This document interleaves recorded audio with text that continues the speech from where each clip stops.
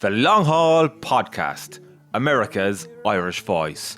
Interviews with inspiring immigrants, renowned Irish personalities, and discussions on all things Irish America. Presented by Michael Dorgan.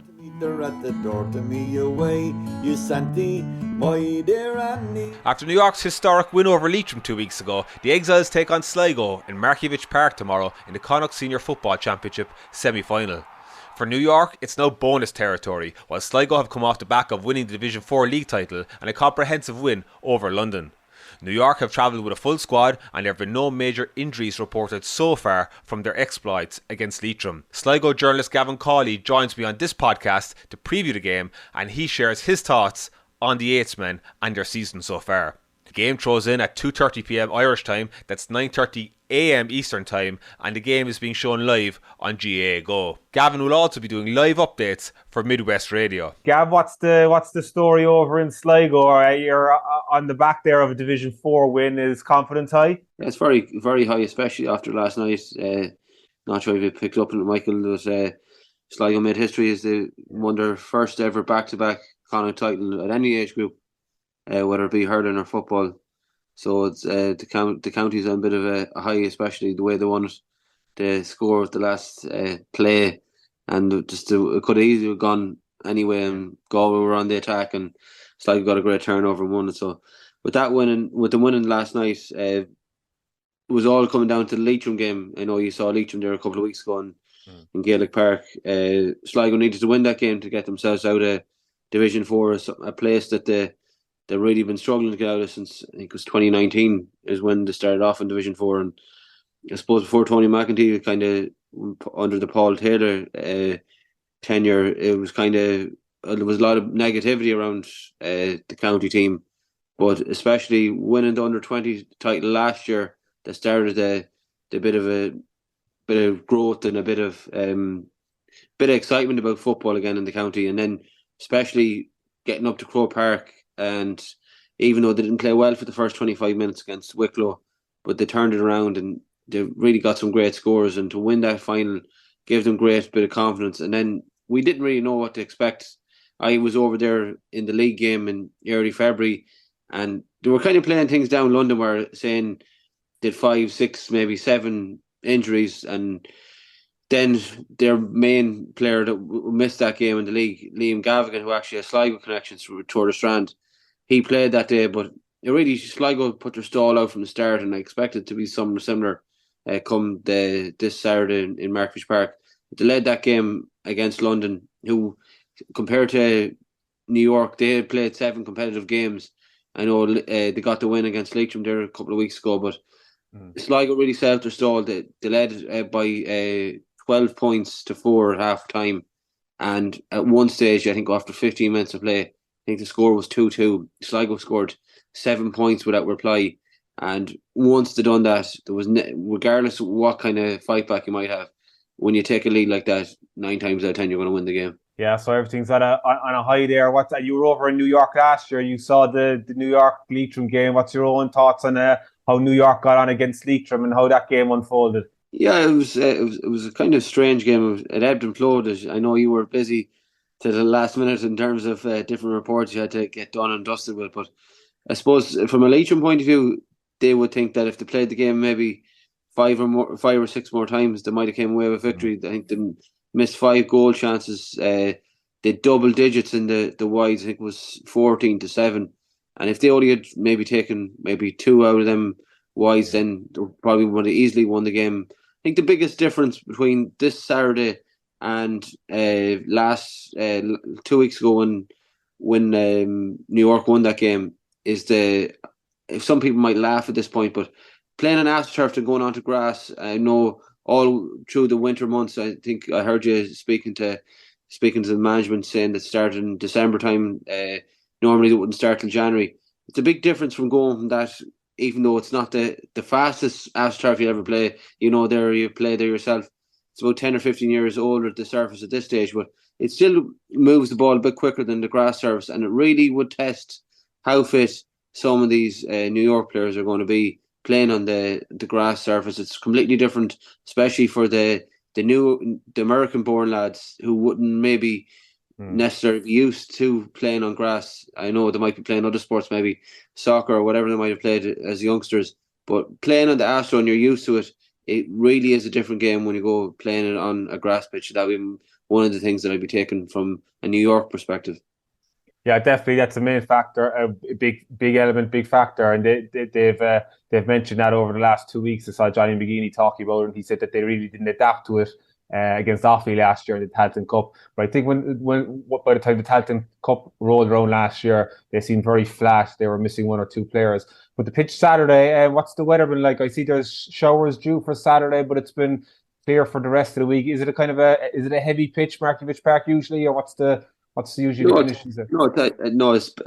Last week the weather hasn't been great, but since last Sunday the weather has been fantastic here in the northwest. So I don't think any team can really complain about weather conditions or the pitch being in not the best shape. It's definitely championship weather in terms of the pitch facilities anyway. And I don't think any team will be too worried about how bad the pitch will play. I don't think that'll be a factor at all on Saturday. I'm not sure that New York might even got into Markievicz Park. I think I saw some images there this evening of them in Markievicz Park. So I'm sure they were getting a feel of what it might be like. And I suppose from a New York perspective, I know there's one man in particular I know from my time in DCU, Shane Carty, who got that crucial score late on to bring it to extra time.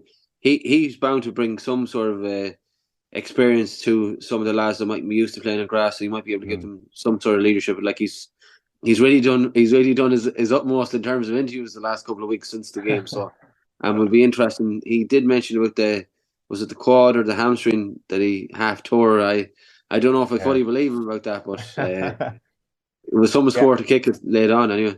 Yeah, he said that he had to turn onto his left, but I was looking back at the replays. He seemed to just turn perfectly well onto his left and slot it over, which was his weaker foot, but it was some score. It was some score, some lift. It was some atmosphere there last week. Even I did a couple of interviews and I was doing some videos back and rewatching them again. I think the last couple of days when I took a kind of a step back and looked at it, I was like, it's a night you're never gonna forget a night like that. It was just absolutely sensational. Do you think it made any effect at all that the game was played so late from a Leitrim point of view? Or do you think that had any factor at all?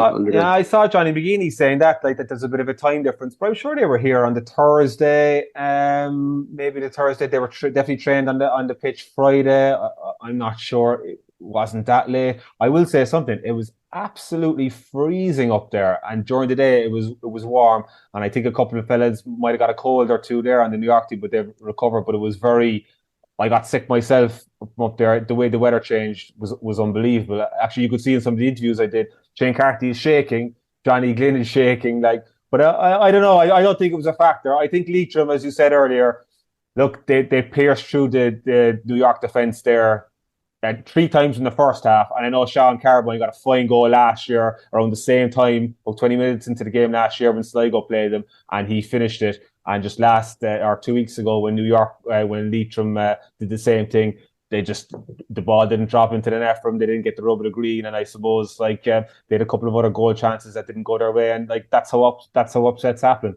Yeah, I suppose it's good. It's going to be a bit added interest as well with New York coming to Sligo with Colin Keane as well, a Sligo native. I know he made the 26. I know we haven't seen the 26s yet, but I'm assuming he should be in that 26 as well. So add a bit of banter, especially around his own club, around St. Pat's there in West Sligo. So that's another added bit of a factor to the game as well. And he plays with Sligo, New York here as well. And he's fantastic game in the county final last year. But he played against Sligo last year, of course, cornerback. Yeah, he did. Yeah, and he done quite well. He did. He did himself very much justice as well in the game. It actually just shows Gavin, how strong the New York team is this year. Colin couldn't get back in cornerback. Owen Kern is in there now. New York have 5 inter-county level players that have joined the starting 15 this year. That's a third of the team. So I think going into this game Saturday, I was looking at the betting odds. I see Sligo 1-10. I think it should be a lot closer than that. I think it should be a lot closer. I know you've got the element of the pitch and they're travelling and all that, but I think it will be a lot closer than the bookies have on. I suppose I'd say a lot of that's come down to Sligo. They lost their first game to Leitrim. They've now won, I think it's is it 8 or 9 games on the spin. They won 6 in the National League after that. Then they won the league game that was 7. So they have gone 8 games now without reply. So they're going for 9 on the spin, which, no disrespect to New York, but they probably would like Sligo maybe to be on the back of a relegation, maybe from a 2 or 3, and then hoping it might catch them on the hop. But I know one thing for sure, that especially after they got promoted against Leitrim, the talk was not about whether they wanted to be in the Tailteann Cup. It was what they wanted to be in the Sam Maguire. So they won't be taking anything for granted against New York. They know how tough it was 12 months ago. Different circumstances then, because New York had the home game, and from covering the games the last couple of years, it's different to a game in Ireland. I don't think it's very hard to explain. Someone that hasn't been to New York or Gaelic Park. It's this carnival atmosphere. It's not too often you see lads maybe drinking a couple of cans of Budweiser or whatever it might be beforehand, or even the middle of the match they could be drinking cans so. Like, I know some lads last year they were at the game, and I'd say if you asked them, did they see 10 minutes of the match, maybe that might be the most they saw. But that just shows you it's different atmosphere and different elements. It's a bit like going to Roystup as well. It's the same kind of vibe as well. Yeah, it's an annual event. Like, it's one of the big get-togethers of the whole year here. It's like the equivalent of Paddy's Day. The whole GAA community gets together, and it's the big day of the year. Like, so it was fantastic. The only thing is when it all was said and done, I was there for about an hour afterwards, and everyone was dispersed because the Gaelic Park, of course, the clubhouse hasn't been built yet. But hopefully, by the time Sligo come around again, we'll have a brand new shiny clubhouse behind the goal there for you to have a few beers in afterwards. Hopefully they do have the press box for you, so see more. I didn't get in there. I was out on the sideline. Yeah, the press box, for people who don't know, it's the little green box on the far side. You could fit about 3 people into it. It was quite full last year when we were in it anyway. Yeah, Frank Brady wasn't happy that you took his seat last year, Gavin. He hasn't. I heard he hasn't forgiven me. He hasn't. He's travelling over. He's on his way over today, so you'll see you over there. Gavin, in terms of tactics and the actual game itself, like we mentioned, some of the players there already. Carabine won. Niall Murphy, a leadership role in the league final there. Pat Spillane is having more of an impact this year, isn't he? Like, is it more or less the same team as last year? More or less the same squad as last year that they're building on. Whereas New York have that, as I said, the extra 5 players. More or less, there's about 2 or 3 maybe additions. It's full back Eddie McGuinness he got injured early on in the league campaign, so he's like a brand new player and nearly back to full fitness. You have a new goalkeeper there, Aidan Vanny, who was very good last year, and he ended up getting an All-Star in the back of the Tailteann Cup campaign. He picked up an injury in a pre-season game. I think it was on the 1st of January, would you believe? He had to go for a knee operation afterwards, but he's come back into it. But I don't think he's going to be fit for this week either. So that gave a new goalkeeper an opportunity, and he's took it with both hands. That's Daniel Lyons. So he's come in there. Not many people would have known him outside of Sligo, so he's done well since he's come in. Then you have Brian Cox, who's got in since round 6. I think he came on as a sub against, I think it was Carlow. He came on for the last 12 minutes. He started then, surprisingly, with some people, he started against Leitrim.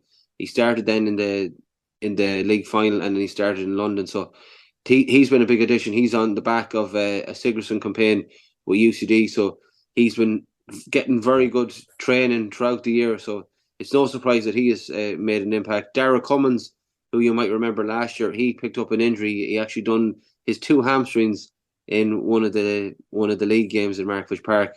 It might have been Waterford, I think he done it.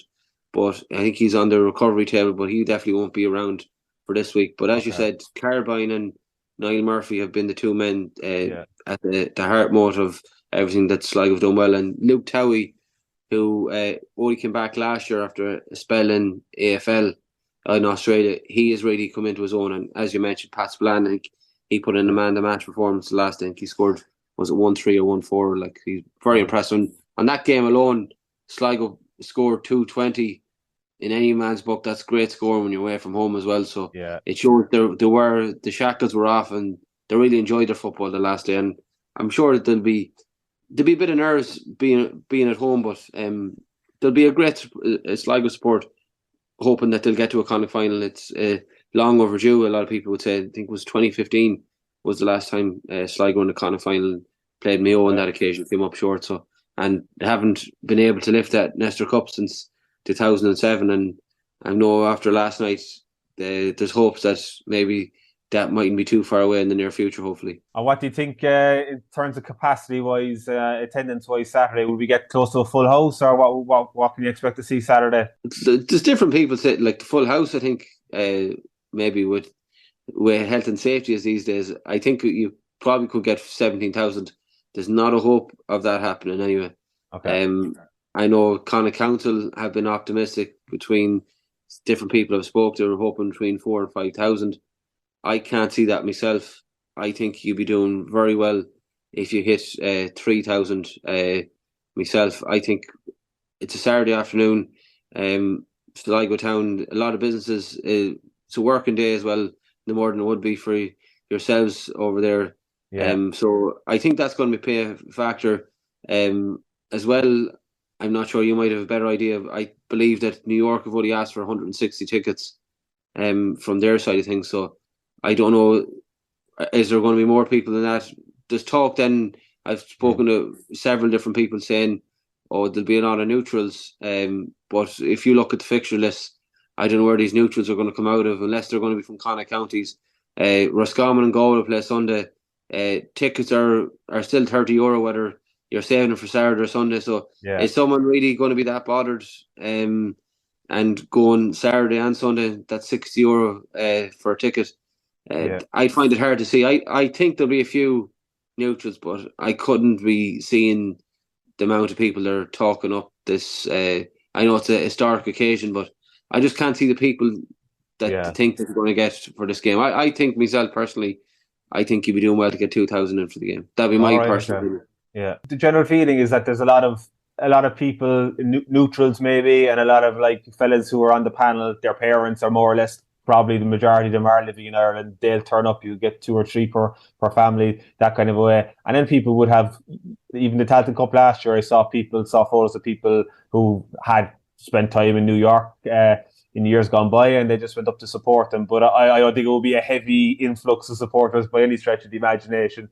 So even with that, the way you're talking there, would you be doing well for everyone together? Would that be 500 people? Maybe. I know, that would be doing very well now, yeah. And then Sligo people, it might be thinking, hopefully they might have another day out. They might be better off saving their cash for the final. But there will be a certain amount of people there. But as I said, 2:30, unfortunately, is not a great time, especially if you're involved in a business.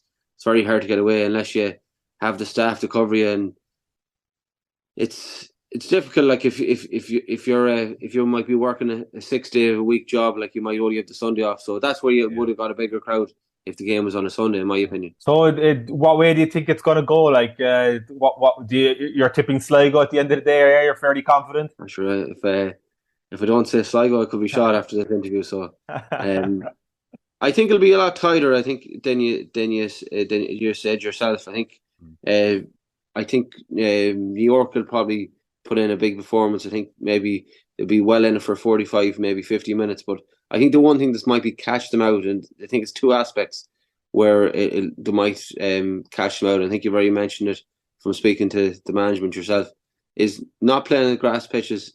It's a different type of running to what they're used to on the Astro. Will the legs get a bit tighter than maybe it would if it was on Astro? I did notice the last day they put in a lot of work. Has Johnny Glenn 75 minutes in him? He seemed to tire throughout the second half there. Like they needed him. Unfortunately, he had to go off injured. But some of the subs, like I can't recall. Maybe you would tell me. The one fella done it very well in particular when he came on as a sub. He got a score or 2. Colin Hearn, yeah, he got 4 points, I think. Yeah, I'm sure he'll be looking for a start. On Saturday. But if they keep it in tight and don't concede any goals, you would know what could happen from New York's perspective. And if they get it tight and it's gone down to 10 minutes, will the crowd start to get a bit quiet then from a Sligo point of view? And will the New Yorkers then start getting behind their team? Like anything could happen really. But you'd have to say, like, Sligo on the back of winning the Division 4 league title beating London, who I already mentioned, like they've played more competitive games, and they're well prepared as well. Michael Boyle was coaching them. He won an All Ireland as a sub goalie with Donegal, so it wasn't like London hadn't put in the effort. And this year, I had heard from speaking to people that they thought this was nearly the best panel ever put together.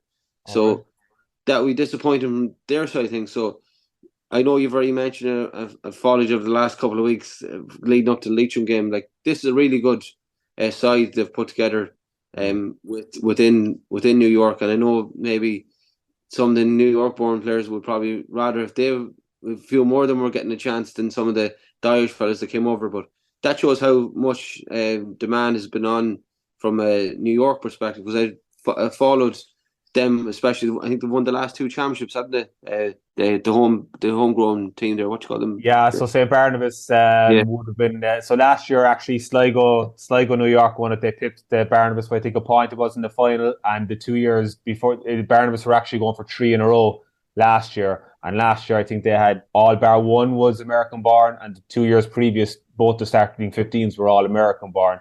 And look, last year could have went either way in the final as well. They hit the woodwork twice in the second half. So the American lads are very strong, like as you were alluding to. I think there's about 15 of them on the panel altogether, and then 3 started the last day.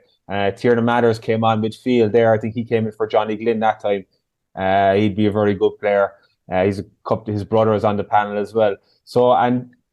But like you mentioned Colin Ahern there, I just think that New York have got a lot of firepower up front. And I thought Colin Ahern was unlucky this year and last year to not start. And he came on the last day, got 4 points. Colin's got great hands, great left peg, rarely gives the ball away. And I interviewed Niall Medine before the Leitrim game. As I said in the interview, he's one of the best forwards up in New York for the last 4 or 5 years. Couldn't get a game against Leitrim. You Jack Riley to come on there as well. He's another Barnabas.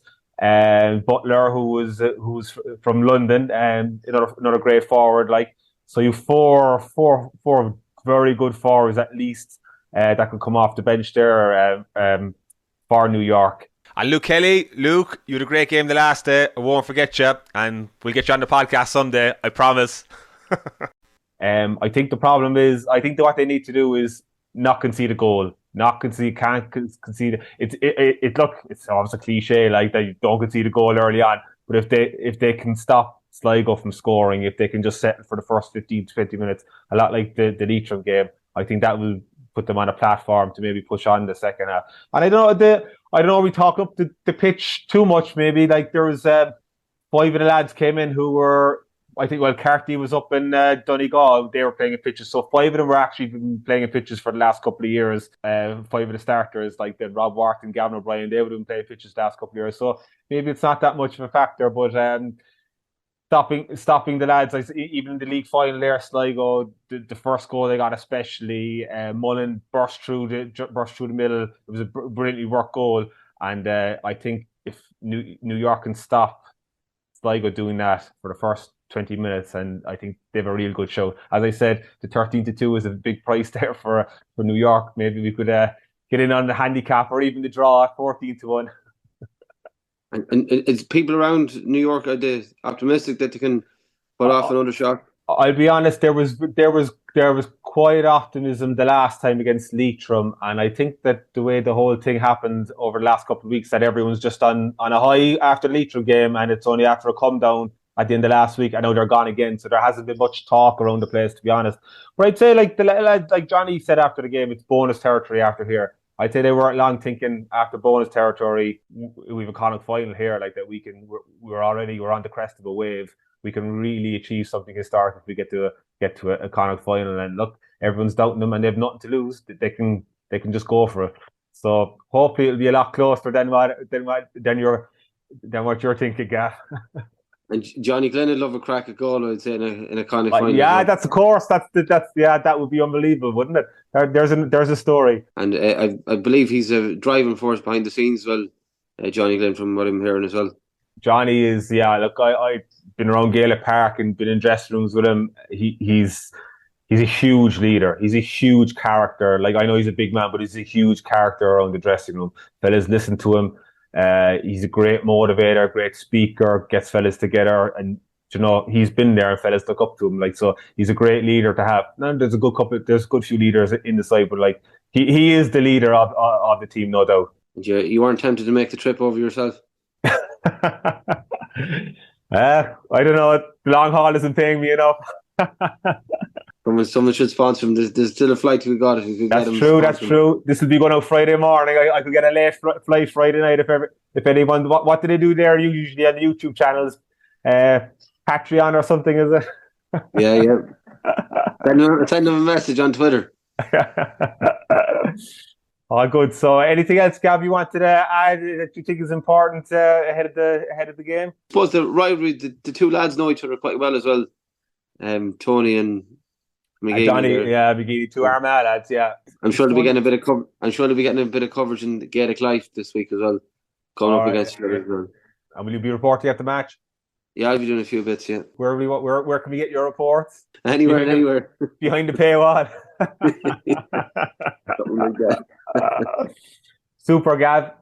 Oh, you New York girls, can you dance the polka to me? And that's all for this week. Thanks for tuning in, and keep an eye on the longhaulpodcast.com for a full match report, and we'll try and get some post-game interviews next week, depending how the result goes.